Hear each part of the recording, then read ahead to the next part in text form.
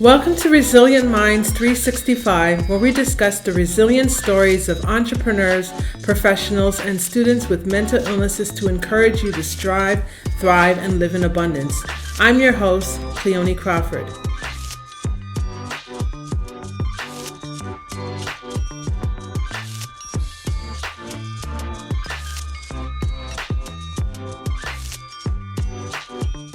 Welcome to Resilient Minds 365, where we discuss the resilient stories of entrepreneurs, professionals, and students with mental illnesses to encourage you to strive, thrive, and live in abundance. I'm your host, Cleone Crawford. Today, guys, we have a special guest. We have a treat for you. We have Michelle E. Dickinson. Who is Michelle E. Dickinson? Well, she is a passionate mental health advocate, a TED speaker, a published author of the memoir entitled Breaking Into My Life. After years of playing the role of a child caregiver, Michelle embarked on her own healing journey of self-discovery.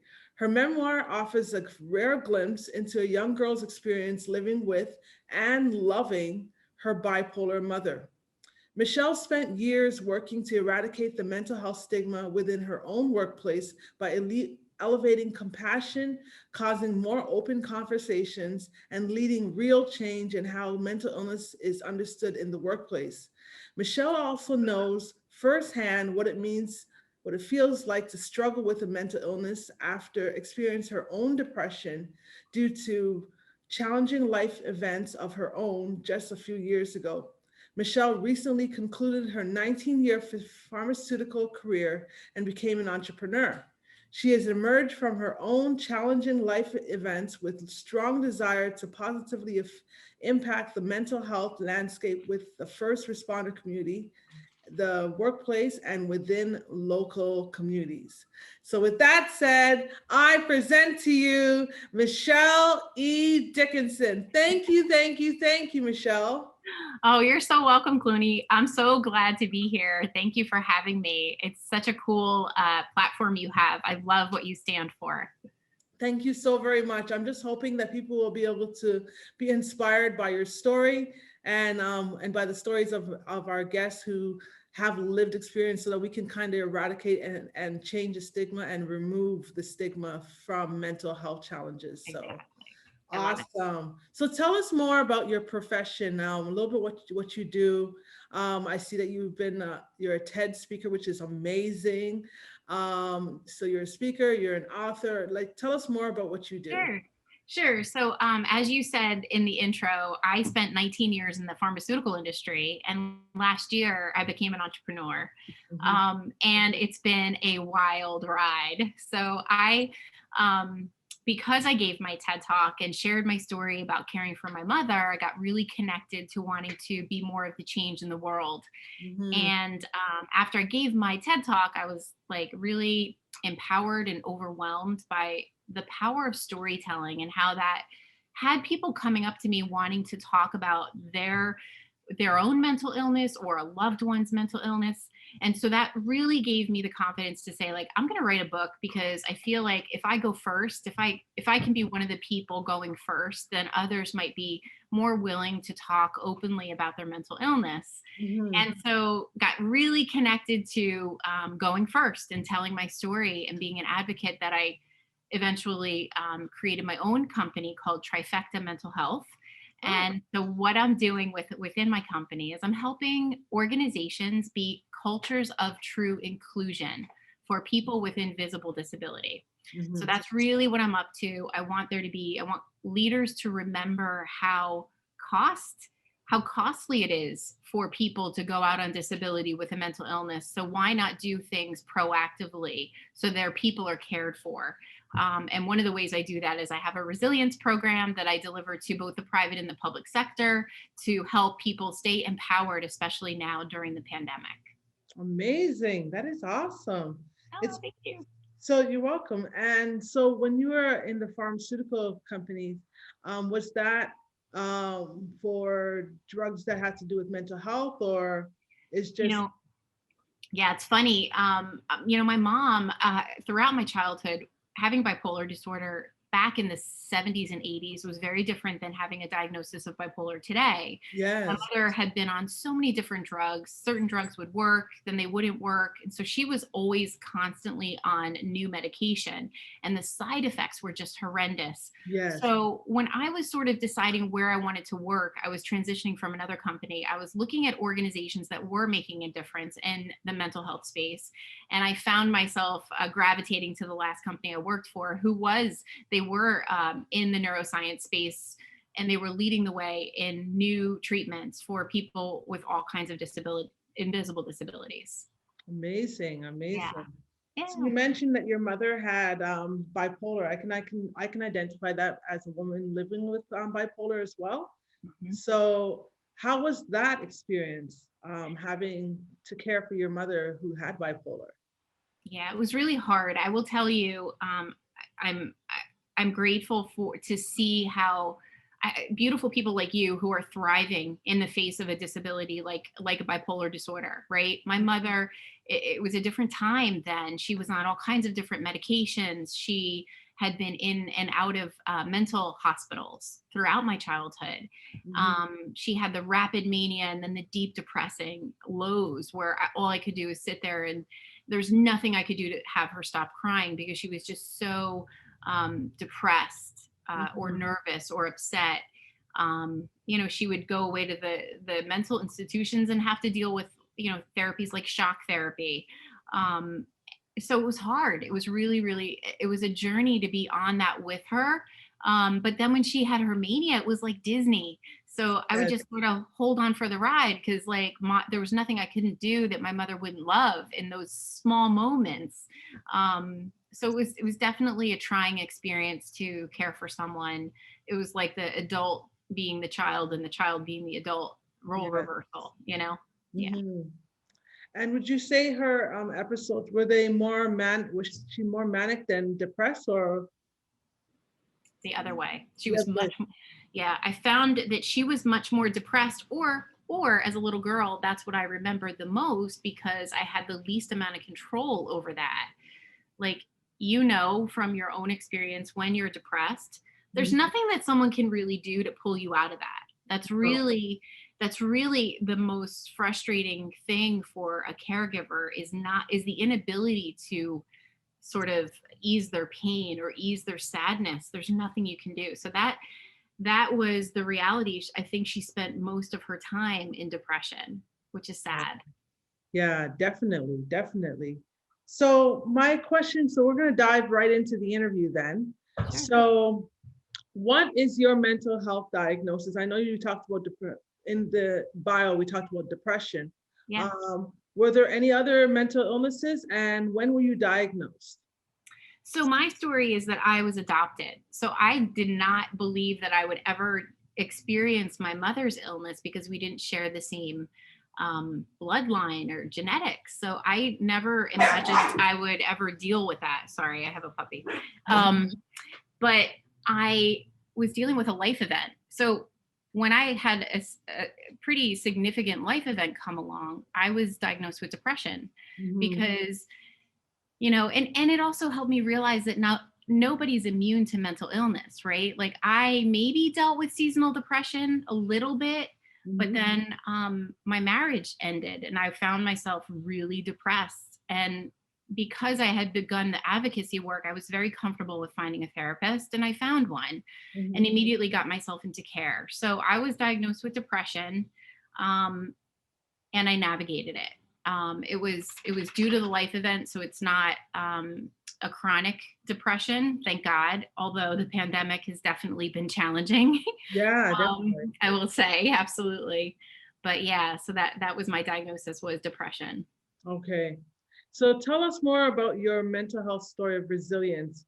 What happened, Mhm. and how did you overcome? How did you rise up from the Yeah. ashes of depression, I guess? So I have a very progressive clinician, a doctor who treats me, and I remember going to him and saying, I'm really sad, I'm really depressed. Will you just give me a medication? Because that was what I knew, that my mother would get a new medication when the old one stopped working. And he challenged me and said, I don't think that that's the best solution for you. What I would like for you to consider is looking for healthy vices that you can grab onto to try to navigate this on your own. Because if I give you medication, it's going to numb you. And I want you to experience, to navigate this experience through life right now. He said it a lot more eloquently than I just did. But basically, he put it back on me to give me a chance to try to navigate it. So what I did was I threw myself into training for a triathlon.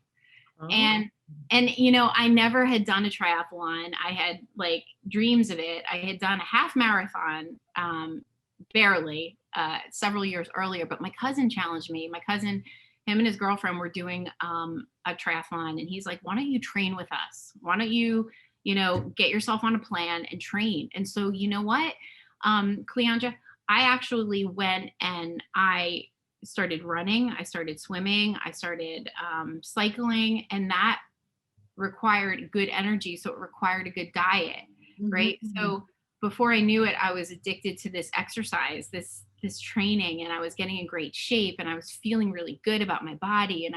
And all of that is sort of what I used to pull myself up from the dark moments that I was struggling in. And the endorphin high, let's just face it, exercise gives you an endorphin high. Yes, So it does. that was helpful. That was very helpful because I knew like if I kept doing it, I'd continue to feel better. So that doctor actually really helped me when he told me to find a healthy vice, because it was in the training of the triathlon that I really was able to navigate my depression. Amazing. I can definitely identify with the exercise piece. With my bipolar, I started a weight loss journey about 2 years ago, and where I was exercising Monday to Friday, and Yeah. the endorphins, the energy, it kind of helped me. Number one, to kind of give me a routine, a Mhm. schedule, and also just lift my mood, you know what I Yeah. mean, on a regular. And I definitely can, I understand, I can identify with that. And then on top Yeah. of that, in regards to the marathon, I've actually run a marathon before. Yay. That's Yeah, I did a marathon in awesome. Ohio. It was That's really great. cool a few years ago. It took me 8 months to train for it, but What it's, an accomplishment, man. yeah, it was For me, it was about crossing the finish line in the sense of myself that like I did fantastic. that. I Right. did that. Yeah. Right. Yeah. So I can totally identify with that feeling of accomplishment and feeling like, yeah, I trained for this, I worked for this, and now I've achieved this. So it's Yes, definitely a great feeling. absolutely. So my next question, you kind of mentioned, you kind of touched on this in this question, which is, what did you have to do to overcome to bounce back from your low points and enlist all resources?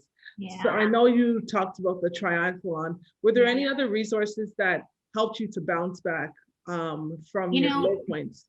I think the clinician, having a good doctor, I mean, and having a healthy relationship to my brain. And honestly, I think the biggest barrier we have with stigma is people are embarrassed to get care. And because I had always known my mother to getting therapy, I was an advocate, and I saw the benefits that therapy could do for people so they could thrive in their life in the face of a mental disability. Mhm. um, I was just really comfortable with it. And I think talking about it helped me. Honestly, talking to people about the low days and having a support circle that I could talk to Mhm. that wouldn't judge me. Yeah. So I think it was a community of support, a therapist, and then exercise. All of those things really, and self-care. I think self-care, when you're training for a triathlon, it's like Mhm. you beat your body up a little bit, just a little bit. Yeah. Just So a it little was bit. like, I got to take care of myself. I got to take a bath. I got to do things for me to make me feel good. So Mhm. that helped too. So when you refer to your support system, like I guess the group of people that can support you, what are some things that you look for when you're in your low points from your peers to help you to kind of bounce you back out of that? Yeah, just like someone you feel safe with. So like I had some friends who had navigated their own mental health challenges. So they had no problem being authentic with me. Mhm. So I think it's someone who's willing to be real and not someone who's just there, as a cheerleader who doesn't get it. You want someone maybe, I mean, for me, what worked for me was being able to talk to someone else who knew what it felt like to be depressed, like legit depressed, not like I'm having a low day. No, like legit depressed, like you can't get out of bed. Like I need to talk to someone who gets what that crappy place feels like and Yeah. can just be there with me in that moment and not just placate me and say, "Oh, just go for a run." Like no, like this is where I'm at right now and I can't even think about that. So Mhm. it's authentically sharing with someone who maybe has been in your shoes that really can provide the level of support you need at that moment. Yeah. It definitely pays to have someone who can actually empathize with what you're going through. Um, and it even pays even more if they've actually had lived experience because then you have that common connection. Yeah. So yeah, that's just amazing. I'd like to go back a little bit for we talked to that you wrote a book. Yes. I'd love to know a little bit more about your story, about your book, and Yeah. how people can get it, and what it's about, what inspired you to start. Yeah. Um, yeah. So here it is. I'll share it with you. Okay. It's called Breaking Into My Life. Mm, Growing up with a bipolar parent and my battle to reclaim myself. wow. So, as I shared with you before, when I gave my TED talk, a lot of people came up to me after I gave that talk and they were just so willing to sort of share what they saw in that story, how it related to them, and even divulge that they had navigated some type of mental illness or their parent had suffered. So, that gave me confidence to write this book. This book took me about 4 years to write. Wow. I'm not even kidding, like 4 long cathartic years.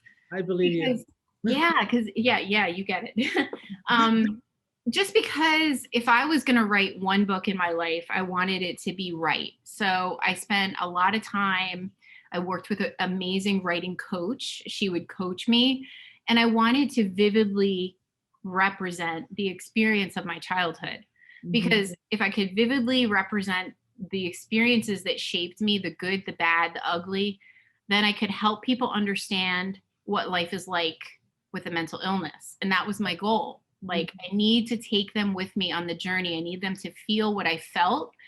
And, but that also required that I relive experiences that I tried to put, you know, away.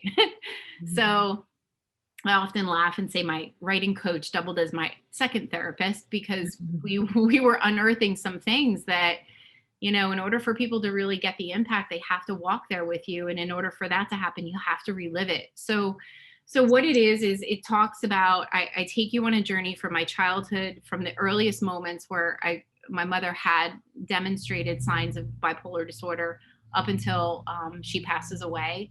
And then I get really present to the impact that all of those experiences have had on my life, but not in a woe is me perspective, more of this happened and it serves me now because I'm a passionate advocate and I want there to be more change and I want there to be more compassion. And that would have never happened if I didn't grow up so close to bipolar disorder. So, Wow. yeah. Cool. Cool. And how can people get a copy of your book? Amazon.com, barnesandnoble.com. Those two online stores are perfect. It is available globally as well. So if you are in another country, you can pick it up through your local Amazon. Cool. Cool. All right. And the next question I have is, what are three things that you wish you had available when you were at your lowest point? Three things I wish I had available at my lowest point. I guess I feel like at my lowest point, I got the support I needed, which led me to where I needed to be. So, the way I want to answer this question is as a child caregiver, right?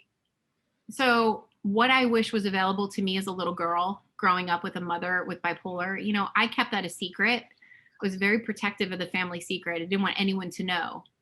So, what I wish I would have had as a little girl growing up with someone with a mental illness was my own care, meaning Mm, that my parents knew that our lives were different and that I needed emotional support or therapy of my own.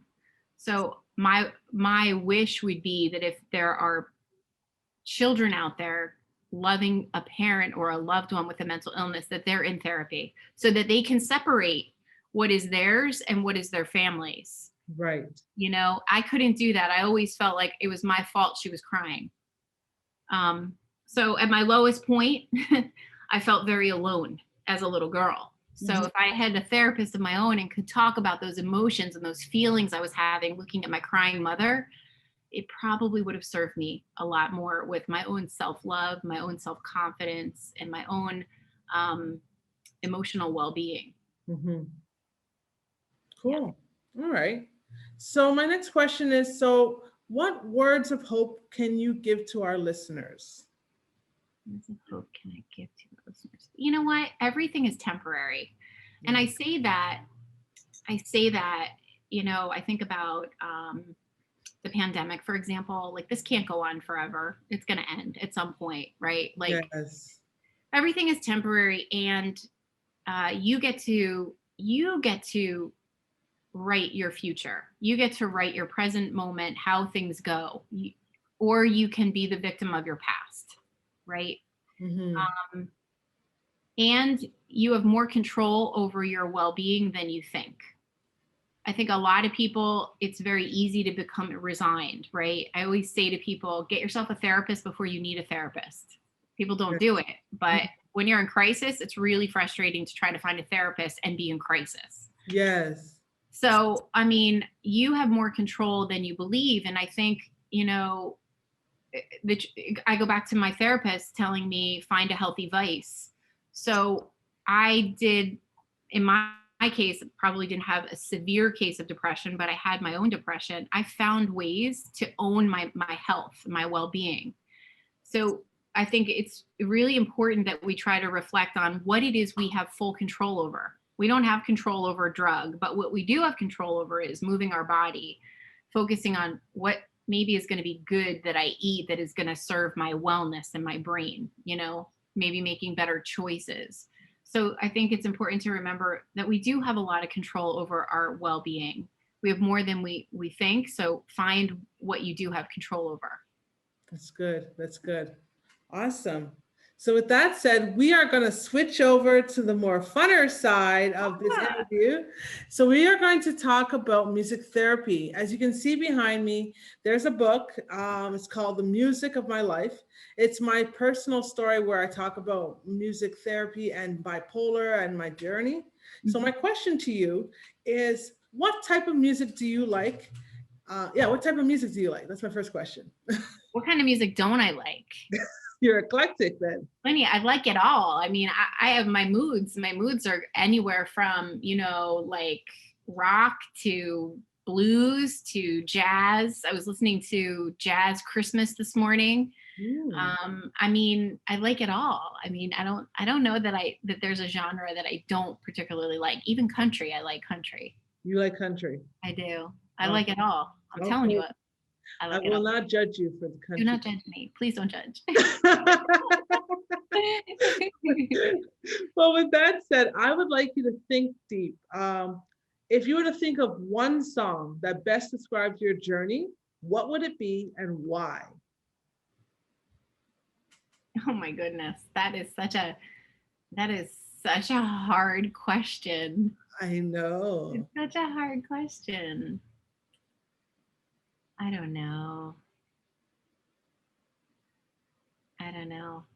Or any song that you can think of that speaks to you. Yeah.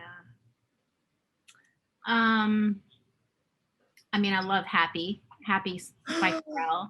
I mean, like honestly, it just gets me. It just, you know what it is? It's certain songs that just make you smile and feel Yeah. like a little energized. Like that's one of them. If I'm in a dark spot, I'll throw that on and play it really loud, and that always boosts my mood. So I'd say that one.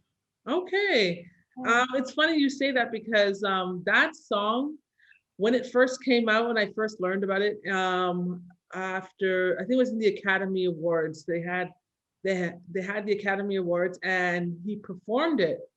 And I was actually going through a depression when I heard it. And I heard that song, and it touched it just like literally touched me so much that it caused me to kind of like bounce out of a depression, but not necessarily bounce out. It took me a month. I literally played that song. Once I heard it, I played that song for 1 month straight. No other songs. Just one song, which was Happy, for 1 month straight, just to get me out of my depression. So yeah, that song has a special meaning for me. Like, awesome. And then I actually started a talk show before this talk show, which was called Happy Home 42, because of the fact of that song. That's awesome. That's yeah, awesome. Definitely. Yeah. So the next question I'd like to know is, so how can people stay in touch with you? What are your social media handles? Yeah, sure. So you can go to my website, everything. I have a mental health series of my own. You can go to my website. It's michelledickinson.com. You can follow me on Instagram. It's michelledickinson71. And my mental health series you can find through the link on my webpage. It's just really like you're doing, stories of resilience. I think people need to hear that that message. So or my website for my book is breakingintomylife.com. You can follow me there. Whatever works for you. Cool. But I love hearing from people. I do love hearing from people. So if anyone's out there wants to get some resilience tips, wants to know what life was like growing up with someone, wants to help someone, reach out to me. I'm always happy to help. Awesome. Yeah, I think your story is definitely very phenomenal, especially being a child caregiver. That must have been very challenging. And seeing mental illness doesn't just affect one person, it affects the people around them as well. Yes. And I know for myself, mental health definitely affected like my family, my friends, people in my church. It just affects your community. Like, it's not just something that you're dealing with, but it also affects the people around you. And For sure. Yeah, I couldn't agree more. Definitely. So with that said, and to all you resilient minds out there, until next time, please subscribe to us on all our platforms, and don't forget to rate the show and leave a review for us on Apple Podcasts. Also join the community of resilient minds and sign up for our monthly newsletter at cleonecrawford.com. Be sure to grab a copy of my book, The Music of My Life, on all Amazon marketplaces to get to know me better. If you can think of one person that will find value from today's show or connect with Michelle's testimonial, please share it with them. Feel free to take a screenshot of this week's episode of the podcast and tag us on Instagram. You can tag myself at Only Cleone or Resilient Minds 365 and today's guest at Michelle Dickinson 71 or First Responders Tactics.